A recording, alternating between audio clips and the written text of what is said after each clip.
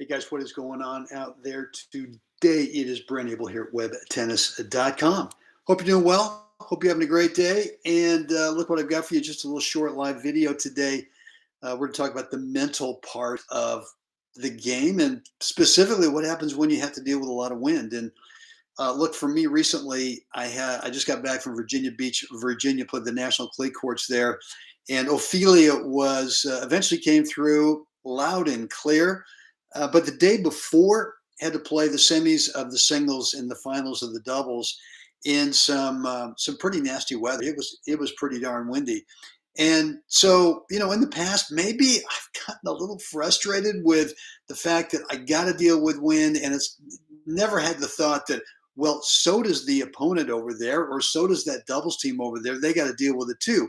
So really, it comes down to let's not make an excuse. Let's not start building the story right from the get-go that if we do lose, we lost because it was such a lousy windy day. You just don't want to go there, because if you've got the excuse story building, it just fogs up any kind of clarity that you've got to be able to really compete well. And so, look, for me, it was kind of like, okay, it wasn't a crosswind. It was definitely wind from one side was blowing at me, and from the other, and when I was on their side, obviously it was blowing down court.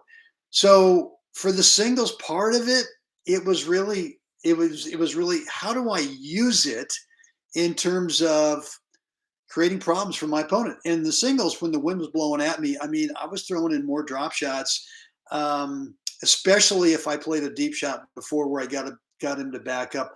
I would play the drop shot knowing that the wind was going to kind of push it back towards me. So it didn't have to be that precise, a great drop shot. And then if he did get to it, well, then you know what? If he didn't hit a clear winner, then it was an easier ball for me to lob deep over his backhand. And again, not to have to be precise. And then on the other side, when I was on the other side where it was windy blowing behind me, that was when I felt like, you know what, let's take a forehand and let's kind of roll it up high, right? And get a little bit of top, not a ton of topspin, but enough to where the ball would roll up there and it would naturally get some depth. And then with the wind also picking it up with that depth, it just seemed like it would just kind of explode off the court and be really, really tough. So look, the bottom line here is that windy conditions can be interpreted one of two ways. Either this is a bummer, this sucks, why me, when, blah, blah, blah, blah. And now you're building up the excuse story. Or you can go to the other side, which is, this is great, man. I love this. How am I going to use this to my advantage? And I just described a couple of ways right there, depending if it's, the wind's blowing at you or if the wind's behind your back. So, yeah, I mean, I'm going to make this video short today, and I just want you to, just don't go on a negative thing with it. Use it as a real advantage for you. And I think what you'll find is that it's kind of fun. It's kind of a challenge, right? To be able to go out there and actually accept it as a positive thing. Come up with a tactical strategy. You don't have to go crazy. You don't have to go nutty in terms of all kinds of goofy shot choices and this and that and patterns. Just find one thing. And I just described, I found one thing when the wind was blowing at me, and I found another thing when the wind was blowing from behind me. You can do the same thing. Look, guys, what I've got for you is, are you managing the 80-20?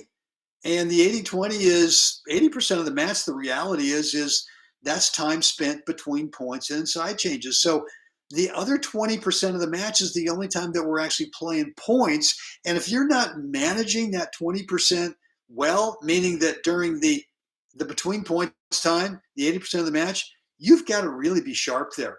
I've got a 4 parts between points routine that has really helped me. And so what I've got for you is you can have that for free.